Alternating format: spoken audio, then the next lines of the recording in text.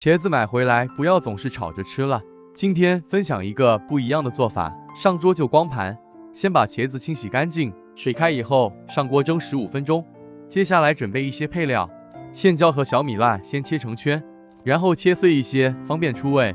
不太能吃辣的可以放普通尖椒，一小把小葱切成葱花。香菜洗干净，切成段。准备3个皮蛋，切成小块，可以把皮蛋和茄子一起蒸一下，这样切的时候更方便。大蒜放到蒜臼里面捣碎一些，这样更能突出蒜香味，尽可能的捣碎一些。茄子蒸好以后取出放凉，放凉以后撕成条。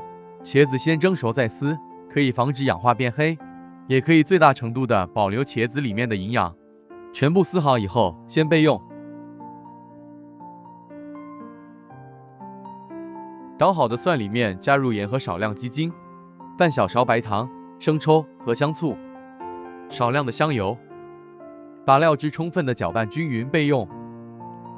皮蛋跟撕好的茄子放一起，加入辣椒碎和料汁，把切好的小葱和香菜也一起加进来，香菜多放一点，味道更香。